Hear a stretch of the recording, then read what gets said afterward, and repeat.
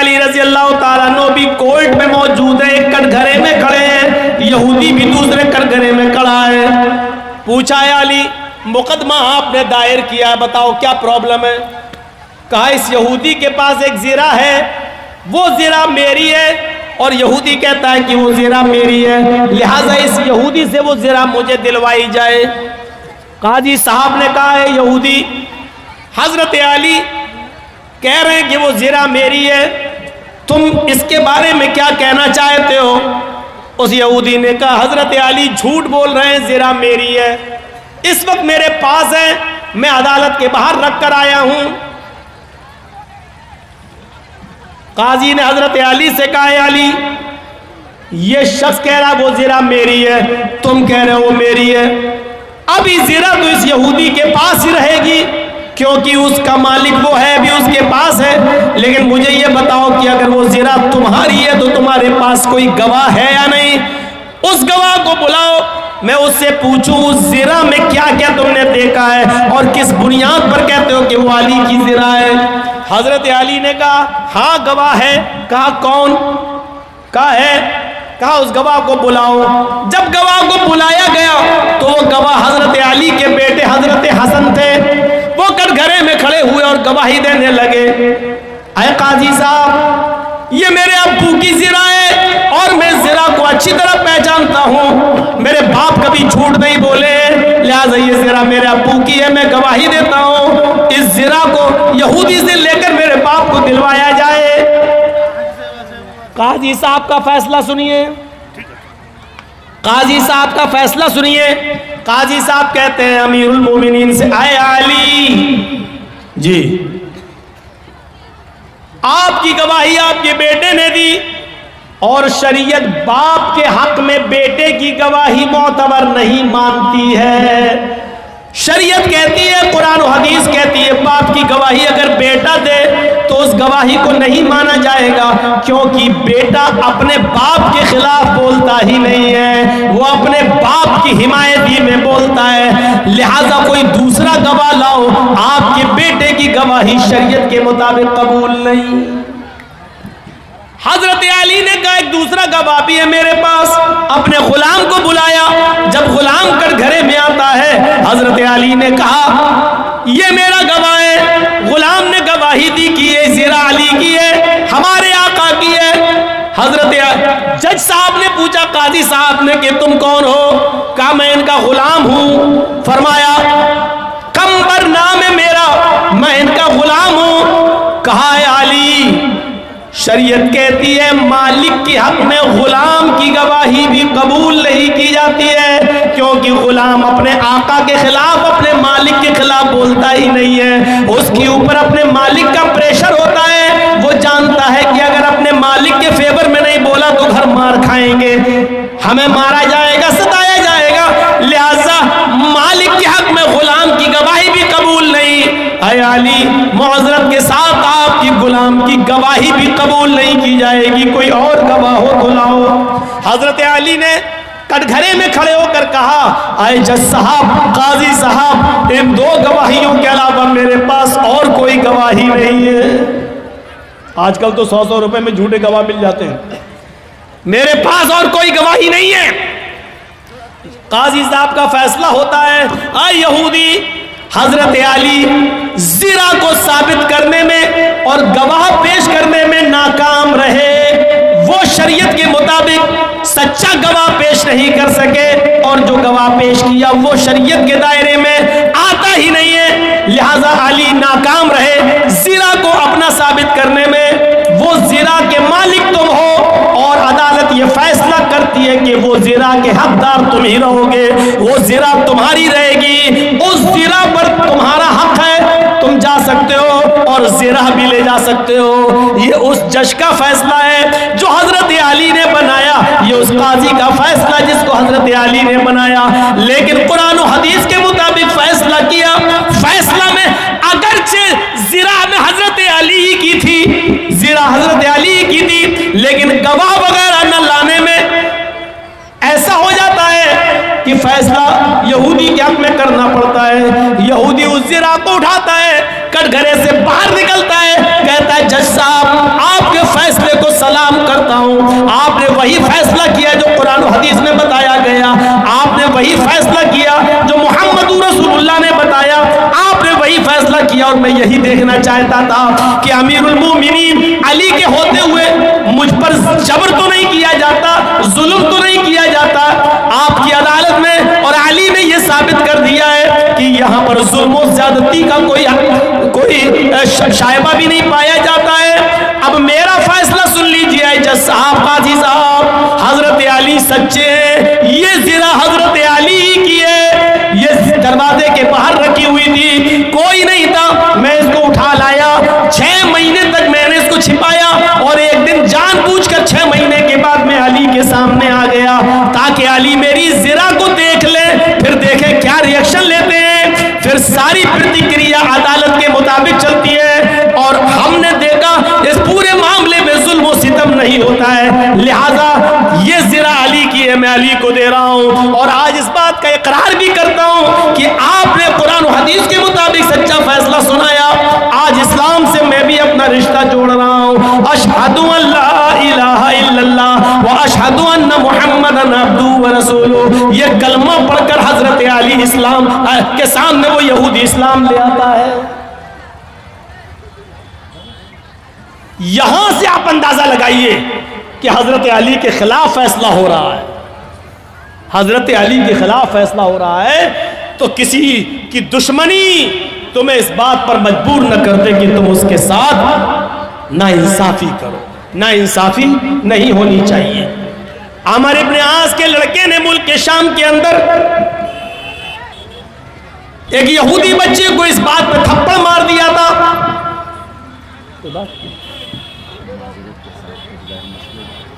तीन बजे रात में नहीं होता, नहीं होता 3 बजे रात में कोई गैर मुस्लिम नहीं होता, ये सब बकवास है। जो भी हो, लेकिन ये चीज़ सही नहीं है। 20 तकरीर में आप किसी का टॉपिक बदलवाएं, ये अच्छी आदत नहीं है। इसीलिए आप खुद सोचो कि बिहार बंगाल तंग आ गए हैं। जो चीज़ नहीं, वो सब नहीं होता। गैर मुस्लिम है तो आगे बिठा लो, लाइए, हम उनसे पूछे कि उनकी समझ में आ रहा कि नहीं आ रहा, आप लाइए उनको आगे बिठा लिए। जो भी हो, कोई भी मुखिया हो, लेकिन ये चीज़ सही नहीं है। बीच में तकरीर चल रही, इस्लामी तकरीर चल रही, कुरान हदीस की तकरीर सुन रही। अब आप वेद सुनना चाहते हैं, यानी कुरान हदीस छोड़ के वेद सुनना चाहते हैं। आप लोगों से चंदा कर रहे हैं, आप कुरान हदीस के नाम पे वेद सुनना चाह रहे हैं, यानी कुरान हदीस की कोई वैल्यू नहीं रही, सारा वेद की इतनी वैल्यू बढ़ गई है। खुद फैसला करो कि हम कहाँ जा रहे हैं, कहाँ जा रहा मामला है। नौटंकी बन के रह गई है जलसों की। रात के 2:35 हो रहे हैं और अब हिंदू भाई जाग रहे होंगे। शिवरात्रि पे तो जागते नहीं है, नवरात्रि पे तो जागते नहीं है अपने, वो रात में 2:35 पे जागेंगे। और आप लोगों का हिसाब ही गलत है। जलसा हो, गैर मुस्लिमों को कुर्सियां लगा के आगे बिठाइए और उनको सुनवाइए, तब हमको बुलाइए, हम वेद पढ़ेंगे। आप भैंस के आगे बीन बजाओ, भैंस क्या समझेगी बेचारी। हम वेद पढ़ देंगे, अभी इतना वेद पढ़ देंगे, इतना वेद पढ़ देंगे कि आप तंग आ जाएंगे। अब सही है पढ़ रहे हैं कि गलत पढ़ रहे हैं, आप क्या जाने। ये तो एक हिंदू ही बेचारा समझ सकता है कि उसके यहाँ है कि नहीं है। ये सब चीज़ें बहरहाल गलत है कि आप किसी का टॉपिक 20 तकरीर में आप बदलवाएं। या तो आप पहले टॉपिक दे देते हमें, मौलाना साहब आपका टॉपिक ये रहेगा, आपको इस पे बोलना है। आप पहले हमें टॉपिक नहीं दे रहे हैं, जलसे का डेट ले रहे हैं, तो हमें नहीं बता रहे हैं कि आपको क्या बोलना है, और फिर बीच में आप हमसे कहेंगे कि वेद पढ़िए। ये चीज़ सिस्टम सही नहीं है। अब यहाँ से हम वेद कहाँ से घुसेड़े बताइए तो आप। अब घुसेड़ रहे हैं तो हमारा मौजू छूट रहा है, जिस पे हम बोल रहे हैं, जिस पे हम बोल रहे हैं वो हमारा छूट रहा है। और ये तकरीर जब यूट्यूब के जरिए दूसरे लोग सुनेंगे तो कहेंगे मौलवी कितना जाहिल है, बोल रहा था इस पे और फिर आ गया इस पे, इसको कुछ आता ही नहीं है। आपको वैसे ही मालूम है कि कितने मुल्ला मौलवी हमारे पीछे पड़े हुए हैं। तो थोड़ा सा सब्र करिए आप। मुखिया जी से मेरी गुजारिश है, जिसने पर्चा दिया है उनको चाहिए कि टॉपिक पहले दिया करें, 20 तकरीर में गड़बड़ ना कराएं। चाहे हमें बुलाएं या ना बुलाएं, इसकी कोई परवाह नहीं है हमें, अल्लाह की कसम कोई परवाह नहीं है। हमें मत बुलाइए आप, मैं आपसे हाथ जोड़कर भी अपील कर रहा हूं, मत बुलाइए हमें। हम आना भी नहीं चाहते हैं बिहार में और झारखंड में, क्योंकि मैं 20 साल से पक चुका हूं। मत बुलाइए मुझे, मैं कह दे रहा हूं बस। लेकिन 20 तकरीर में इस तरीके से रुस्वा मत करिए किसी को आप, किसी का टॉपिक चेंज कराकर। मुझे अच्छा नहीं लगा ये आज। तो सुनिए मेरे भाइयों, जो बात मैं बोल रहा था वो ये कि अमर इब्न आस के लड़के को इस बात पे, यहूदी लड़के को कोड़ा मार दिया कि तेरा घोड़ा मेरे घोड़े से आगे कैसे निकला। एक थप्पड़ मार दिया और छोटा सा बच्चा, वो 12 साल का यहूदी बच्चा, सीधे सीधे कहता है कि मैं अब जाऊंगा और मैं इस शहर के गवर्नर अमर अपने आज से इसकी शिकायत करूंगा कि तुमने मुझे थप्पड़ मारा है। बेटा क्या कहता है, अमर इब्ने आस का बेटा क्या कहता है यहूदी बच्चे से, अरे जा, जिससे भी शिकायत करना हो कर, मेरा कोई कुछ नहीं कर सकता, मैं उसी गवर्नर का बेटा हूं, मैं अमर इब्ने आस का बेटा हूं, मैं अमर इब्ने आस का बेटा हूं, मुझे कोई कुछ नहीं कर सकता। फिर यहूदी बच्चे की हिम्मत नहीं हुई, भाई गवर्नर का बेटा है, अब क्या होगा। जैसे यूपी में मंत्री का बेटा गाड़ी चढ़वा दिया, अब सोचिए उत्तर प्रदेश की फिजा क्या हो रही है। अंडा चोरी, किताब चोरी, बकरी चोरी, ये मुकदमे लगे हैं आजम खां के ऊपर, अभी तक 2 साल से जेल में है। और एक आदमी मंत्री का बेटा 8 किसानों के ऊपर गाड़ी चढ़ा दिया तो 4 महीने में जेल से बाहर आ गया, 4 महीने में जेल से बाहर आ गया। क्यों, मंत्री का बेटा है और गिरा राज मंत्री का बेटा है, तो अब आप सोचिए कौन क्या कर सकता है। तो वो अमर इब्ने आस के बेटे ने सोच लिया कि मेरा क्या, अब क्या होगा। यहूदी बच्चे ने सोचा ये तो उस गवर्नर का बेटा है। 1 महीने के बाद जब हजरत उमर आते हैं और उन्होंने तमाम लोगों को इकट्ठा किया, पूछा तुम अमर इब्ने आस से खुश हो या नहीं, मैंने जिसको गवर्नर बनाया था तुम उससे खुश हो या नहीं। तमाम लोग कहते हैं खुश हैं, अमर इब्ने आस की हुकूमत बहुत अच्छी चल रही है, अच्छा काम कर रहे हैं, हमें कोई परेशानी नहीं है। एक छोटा सा बच्चा, वही 12 साल का यहूदी का, खड़ा होकर कहता है कि मैं अमर इब्ने आस से खुश हूं, सब कुछ ठीक है, लेकिन अमीरुल मोमिनीन एक चीज का इंसाफ मुझे चाहिए। आज से 1 महीना पहले अमर इब्ने आस के बेटे ने मुझे थप्पड़ मार दिया था, सिर्फ इसलिए कि मेरा घोड़ा इनके घोड़े से आगे निकल गया था। इसी बात पर गुस्सा होकर इन्होंने थप्पड़ मार दिया था। अच्छा इधर आओ, उस 12 साल के बच्चे को बुलाया और यहूदी बच्चे को बुलाया, इधर आओ, अपनी गोद में बिठाया, पूरी बात बताओ। पूरी बात बताई, कहा कि अमर इब्ने आस के बेटे ने मारा। कहा फिर तुमने शिकायत क्यों नहीं की? कहा इसलिए नहीं की कि अमर इब्ने आस के पास जब मैं आ रहा था तो अमर इब्ने आस का बेटा मुझसे बोला मेरा कुछ नहीं होगा, मैं अमर इब्ने आस का बेटा हूं, मैं गवर्नर का बेटा हूं, मेरा कोई कुछ नहीं कर सकता। फरमाया अच्छा चलो एक थप्पड़ मारो। एक थप्पड़ अमर इब्ने आस के बेटे के मारा गया, जोर से थप्पड़ लगाया गया, जल्लाद ने थप्पड़ लगाया। फिर अमर इब्ने आस से कहा आप भी इधर आइए। अमर इब्ने आस ने कहा मुझे क्यों? जल्लाद से कहा एक थप्पड़ इसके बाप के भी मारो, इस गवर्नर के भी मारो। पूछा ऐसा क्यों? कहा पहले थप्पड़ खाओ उसके बाद बताता हूं। एक थप्पड़ अमर इब्ने आस के भी पड़ गया। अमर इब्ने आस ने कहा आपका इंसाफ तो ठीक है, बेटे ने मारा था, बेटे को मारा गया, लेकिन मुझे किस लिए मारा गया है? आया अमीरुल मोमिनीन क्या आप ये बताएंगे? फरमाया हाँ तुम्हें इसलिए मारा गया है क्योंकि तुमने अपने बेटे को सही तालीम नहीं दी है, तुमने अपने बेटे को सही तरबियत नहीं दी है, तुमने अपने बेटे को सही दर्स नहीं दिया है। तुम्हारा बेटा ये कैसे बोला कि मैं इस शहर के गवर्नर का बेटा हूं, मेरा कोई कुछ नहीं कर सकता? इसका मतलब यह है कि तुमने उनको इस्लाम की तालीम नहीं दी है, उनको तुमने इस्लाम की दावत नहीं दी है, उनको बताया नहीं है कि इस्लाम में अमीरी गरीबी कुछ नहीं, छोटा बड़ा कुछ नहीं होता है, सब बराबर है। आपके बेटे को ये तरबियत कहां से मिली कि मेरा बाप गवर्नर है, मेरा कोई कुछ नहीं कर सकता है? तुमने अपने बेटे को सही तालीम नहीं दी है, इसलिए ये थप्पड़ तुम्हें मारा गया। अब आइंदा तुम अपनी औलाद को भी सही तरबियत दोगे। ये अदल था, ये इंसाफ था, ये फैसला था मेरे भाइयों उस जमाने का। कुरान यही कहता है कि कोई दुश्मन भी तुम्हारा हो लेकिन फैसला करना हो तो दुश्मन के अगर हक में जा रहा तो कर दो, ये मत देखो कि ये मेरा दुश्मन है, इसको हम कैसे।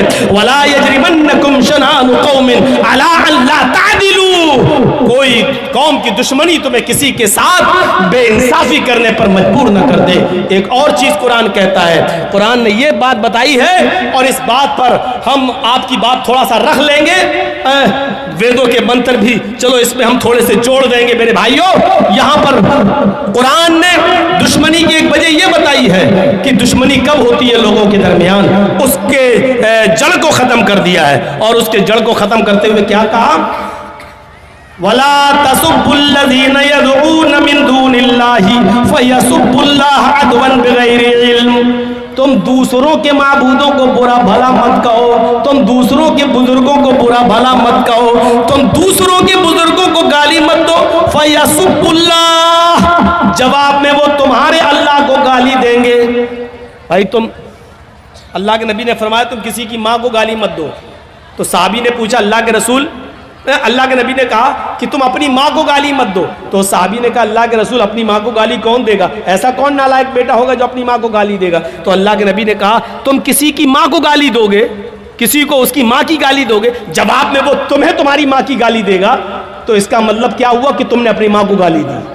न तुम उसकी माँ को गाली देते, न वो जवाब में तुम्हारी माँ को गाली देता। तो गोया कि तुमने खुद अपनी माँ को गाली दी है। कितनी अच्छी बात है, बताइए इतनी अच्छी बातों को छोड़कर आप ओम भोम सुनना चाहते हैं, समझ से बाहर की बात है। तुम दूसरों के बुजुर्गों को गाली मत दो, दूसरों के खुदाओं को गाली मत दो, वरना वो तुम्हारे असली खुदा को गाली देंगे।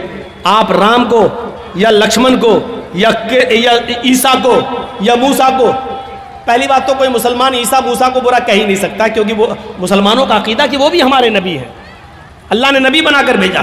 तुम न किसी बुद्ध को, न किसी महावीर को, न किसी कृष्ण को, राम को, लक्ष्मण को, हनुमान को, तुम किसी को गाली न दो, इसलिए कि अगर तुम इनको बुरा कहोगे तो इनके मानने वाले तुम्हारे असली खुदा को, असली रब को बुरा कहेंगे। असली रब को बुरा कहेंगे तो इसका मतलब यह कि तुम खुद अपने रब को गाली देने के जिम्मेदार बन रहे हो। फरमाया कि वला तसब्बुल्लज़ीना यदऊना मिन दूनिल्लाह फयसुब्बुल्लाह अदवन, तुम दूसरों के बुजुर्गों को गाली मत दो, वरना वो जवाब में तुम्हारे असली खुदा को, असली रब को गाली देंगे बगैर इल्म के, बगैर इल्म के। इसमें तो कोई शक ही नहीं है कि अल्लाह एक है, और इसको सब मानते हैं, दुनिया की हर कौम मानती है, हर मजहब मानता है कि अल्लाह एक है। उनके यहाँ रसूल, नबी, ऋषि, अवतार, पैगंबर के भी आने का सबूत मिलता है।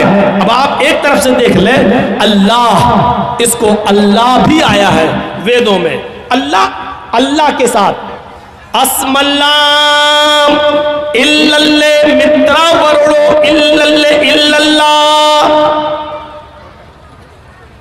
देख रहे हैं आप, अस्मल्लाम इल्लल्लाह मित्रा वरुड़ो, इस दुनिया का बनाने वाला अल्लाह है, अल्लाह के शब्द के साथ आया है, अल्लाह के शब्द के साथ। इल्लल्ले मित्रा वरुड़ो इल्लल्ले, उसके अतिरिक्त कोई अल्लाह नहीं है, उसके अलावा कोई नहीं है, उसके अलावा कोई है ही नहीं। ये अल्लाह के साथ आया है, ईश्वर के साथ भी आया है, प्रभु के साथ भी आया है, बहुत आया है, और अग्नि के साथ भी आया है, अग्नि के साथ भी आया है। कुरान की फर्स्ट आयतें आप उठाएंगे, अल्हम्दुलिल्लाहि रब्बिल आलमीन अर्रहमानिर रहीम मालिकी यौमिद्दीन, वेद आप खोलेंगे तो आपको भी सबसे पहले यही पंक्तियां मिलेंगी।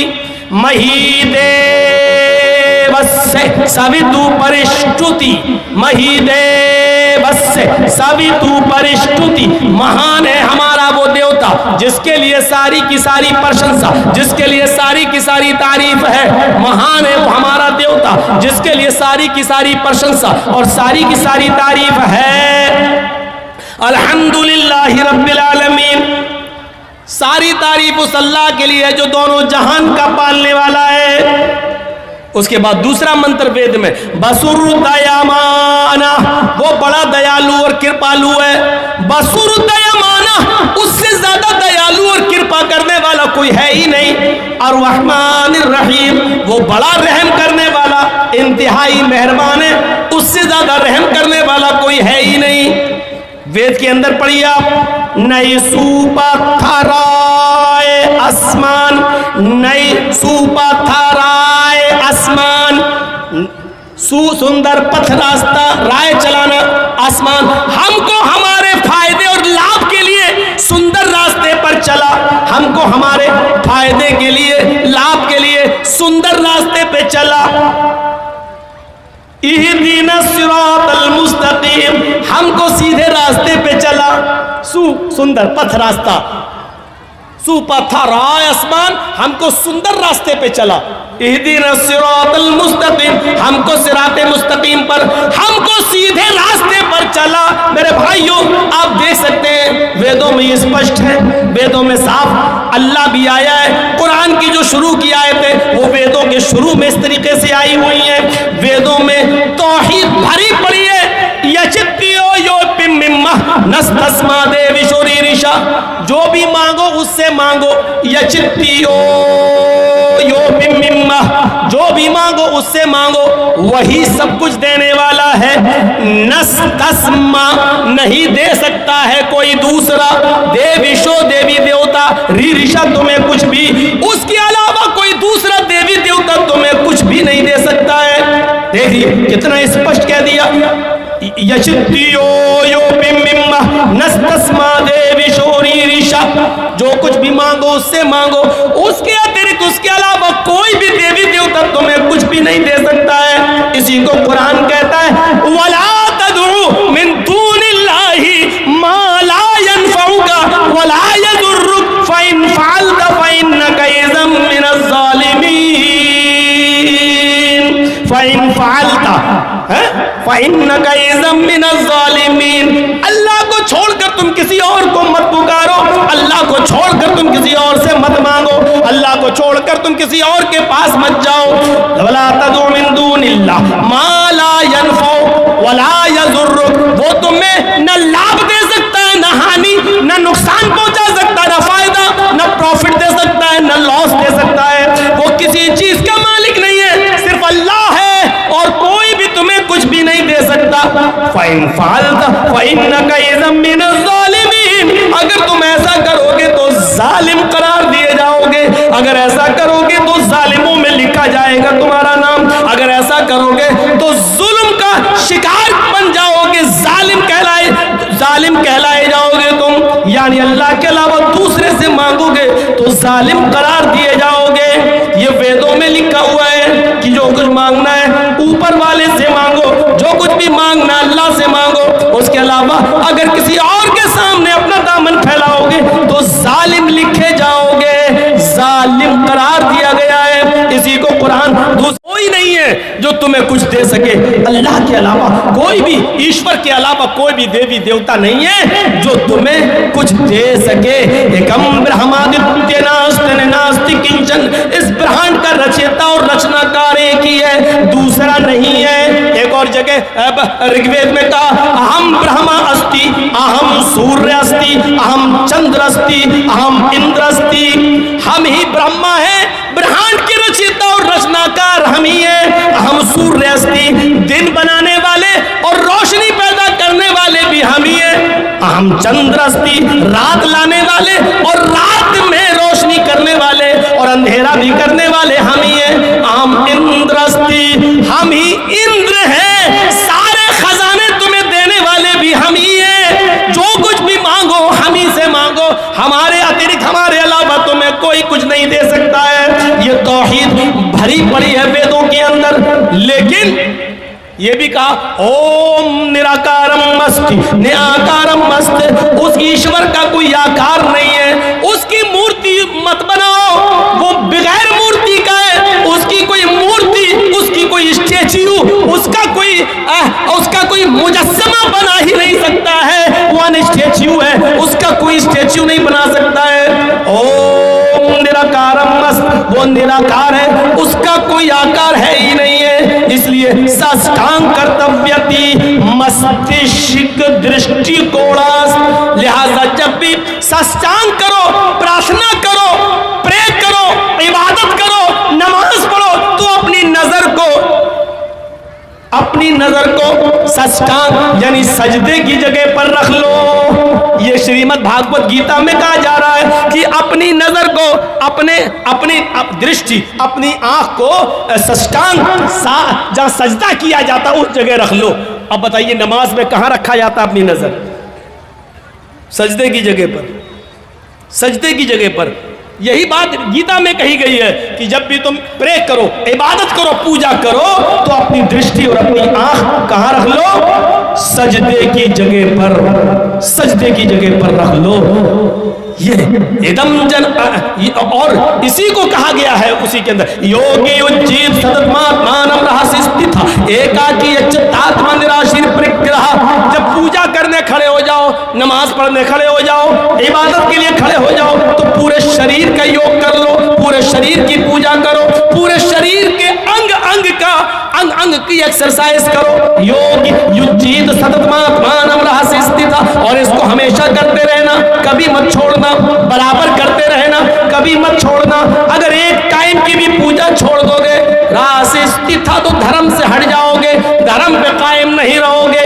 एकाकी, एक ईश्वर के सामने खड़े हो जाना, यच्चतात्मा, और अपनी आत्मा को उसी की तरफ, अपने हृदय और दिल को उसी की तरफ लगा देना। निराशी, सबसे निराश हो जाना, परिग्रह, लेकिन ऊपर वाले से निराश मत होना। परिग्रह, ऊपर वाला ही सब कुछ देने वाला है। यानी जब नमाज पढ़ने खड़े हो, एकाकी, तो एकाकी, एक अल्लाह के सामने खड़े हो जाओ, एकाकी यच्चतात्मा, और अपनी आत्मा को, अपने हृदय को वही लगा लो। यानी नमाज में इधर उधर मत देखो, दिल ऊपर अल्लाह की तरफ लगना चाहिए। इसी को अल्लाह के नबी ने फरमाया, ताबुदल्लाह कान्नका तराह, अल्लाह की इबादत जब करो तो ऐसे करो गोया कि तुम अल्लाह को देख रहे हो। फ़इन लम तकुन तराह फ़इन्नहु यराक, अगर ये तसव्वुर तुम्हारे अंदर ना आ सके तो फिर ये तसव्वुर आ जाए कि वो हमें जरूर देख रहा है। जब तुम ये सोचोगे कि अल्लाह हमें देख रहा है तो इबादत अच्छी तरीके से करोगे, अच्छी तरीके से नमाज पढ़ोगे, अच्छी तरीके से इबादत करोगे। वेदों में अल्लाह का नाम, वेदों में नबी का नाम, वेदों में कुरान का नाम, वेदों में आखिरत का, कयामत का जिक्र वेदों में भरा पड़ा है मेरे भाइयों। लेकिन 20 साल की वेदों से भरी जिंदगी और 20 साल से संस्कृत और रामायण गीता सुनाने के बाद भी हम इस नतीजे पर नहीं पहुंचे कि इतना सुनाने के बाद एक गैर मुस्लिम को भी मुसलमान बनाया जा सका हो। मेरे प्यारे साथियों, 20 साल से वेद पढ़ रहे हैं, 20 साल से तकरीरें वेद और रामायणों पर हो रही है, लेकिन 20 साल की जिंदगी में एक भी बिहार, बंगाल की सरजमीन पर एक भी आदमी ऐसा नहीं आया जो वेद और रामायण सुनकर ये कहा हो कि हम इस्लाम ला रहे हैं, हम मुसलमान हो रहे हैं। क्योंकि मेरे भाइयों, हमने सही टाइम का इंतखाब नहीं किया है। जिस वक्त हमारे गैर मुस्लिम भाई सुनना चाहते हैं उस वक्त आप सुनाना नहीं चाहते हैं। हमारे उत्तर प्रदेश में अभी तो खैर इलेक्शन का दौर है, 1 साल पर शायद प्रोग्राम नहीं हो रहा है। बम्बई वगैरह चले जाइए तो गैर मुस्लिमों के लिए जलसे होते हैं, करते हैं, तो वहाँ क्या करते हैं, उनके लिए आगे कुर्सियाँ बिछा दी जाती हैं आगे, और उनको सवाल जवाब करने की पूरी परमिशन होती है। 1 घंटा मैं बोलता हूँ, तकरीर करता हूँ, और 1 घंटे के बाद आधे घंटे का टाइम उन गैर मुस्लिमों को दिया जाता है। आपको अगर कोई सवाल करना हो तो आप सवाल कर सकते हैं। तो वो अच्छा लगता है, वहाँ सुनाया जा रहा है, वो आगे बैठे हैं, वहाँ मंत्र नंबर, पेश नंबर, सफ़ा नंबर, कांड नंबर, सूक्त नंबर, श्लोक नंबर सब बताने में अच्छा लगता है, और फिर उनका सवाल भी होता है और उसके जवाब भी देने में अच्छा लगता है। मेरे भाइयों, यहाँ एक रस्म बनी है बस। हमने तो कभी नहीं कहा कि मेरे नाम के आगे चतुर्वेदी लगाओ। पता नहीं इश्तिहार में क्यों लिखने लगे हैं। मैं इस बात का इकरार करता हूं, भरे मजमे में इकरार करता हूं, मैं चतुर्वेदी नहीं हूं। अल्लाह की कसम, मैं चतुर्वेदी नहीं हूं। मैं फिर कसम खाकर कहता हूं, अल्लाह की कसम, मैं चतुर्वेदी नहीं हूं। मैंने कई जलसों में कहा कि मेरे नाम के आगे चतुर्वेदी नहीं लगाओ। मैं नहीं हूं चतुर्वेदी। आप जुल्म करते हैं, धोखा देते हैं आवाम को चतुर्वेदी डालकर। और हम ही नहीं, हिंदुस्तान के अंदर इस वक्त मुसलमानों में कोई चतुर्वेदी है ही नहीं। कोई भी, किसी भी मौलवी को बुला लो, नाम लिख सकते हो इश्तिहार में चतुर्वेदी, लेकिन चतुर्वेदी नहीं। चतुर्वेदी कहते हैं जो किसी यूनिवर्सिटी में चारों वेदों को पढ़कर वहां की डिग्री लेकर आया हो। जैसे कोई मौलाना मदरसे में पढ़े बगैर आलिम नहीं हो सकता, उसी तरीके से कोई आदमी किसी हिंदू की शास्त्र पढ़े बगैर और हिंदुओं के इदारे में पढ़े बगैर, चारों वेद पढ़े बगैर कोई चतुर्वेदी नहीं हो सकता है। यहां तो जमीन से पत्थर खोदो तो चतुर्वेदी निकलता है, एक ढूंढो तो 100 पैदा हो जाते हैं। सबसे पहले हम अपने नाम के आगे कहते हैं कि चतुर्वेदी मैं नहीं हूं। सेल्फ स्टडी की है, मुताला किया है, थोड़ा बहुत मैं पढ़ता हूं, सुनाता हूं। मेरे भाइयों, इससे ज्यादा चतुर्वेदी की हैसियत नहीं। ना मैं मुफ्ती हूं, ना मैं चतुर्वेदी हूं। मेरे नाम के आगे ये चतुर्वेदी का लफ्ज न लगाया जाए। कई जगहों पे मैंने कहा, आज भी कह देता हूं कि चतुर्वेदी का लफ्ज मेरे नाम के आगे नहीं लगाया जाए। ये धोखा होगा आवाम को चतुर्वेदी का लफ्ज निकालकर। हम चतुर्वेदी नहीं है। एतराफ करते हैं कोई अगर मुझे जाहिल कहता है तो कहता रहे, कोई मुझे अनपढ़ और गंवार समझता है तो समझता रहे, ये उसकी अकल पर डिपेंड करता है। लेकिन मुझे इस बात का एतराफ और स्वीकार करने में कोई शर्म पैदा नहीं हो रही है। अल्लाह की कसम मैं चतुर्वेदी नहीं हूं। तो मेरे भाइयों, आपके कहने पर मैंने इतने मंत्र पढ़ दिए हैं, वो मंत्र मेरे खुद समझ में नहीं आए, रात के 3 बजे सुना रहा हूं, तो आपके क्या समझ में आए होंगे वल्लाह ही बेहतर जाने। इससे तो अच्छी तकरीर वो थी जो चल रही थी। 1 बजे मेरा टाइम था, 3 बज चुके हैं। मेरे प्यारे साथियों, मैंने 2 घंटे का टाइम आपका लिया है। अब मैं इस उम्मीद के साथ आपसे रुखसत हो जाऊंगा कि आप इस इंसानियत को बरकरार रखें, और इंसानियत में हिंदू मुसलमान सिख ईसाई सब आते हैं, सबकी इज्जत होनी चाहिए, सबका सम्मान होना चाहिए, और सबको बराबरी की नजर से देखा जाना चाहिए, सबके साथ हमदर्दी होनी चाहिए, सबके साथ वफादारी होनी चाहिए। और यही इस्लाम की दावत है, यही इस्लाम की शिक्षा है, यही इस्लाम का मिजाज है। इसको समझने की जरूरत है। अल्लाह ताला से दुआ है कि बारे इलाह हमारी खताओं को माफ फरमा दे, हमारे गुनाहों को बख्श दे, हम जमीअ मुसलमानों को समझने की तौफीक अता फरमा, और हमें इंसानियत हमारे अंदर भर दे। और अल्लाह जब तक तो हमें जिंदा रखे, इस्लाम पर जिंदा रखना, और जब हमारा खात्मा हो तो ईमान पर हमारा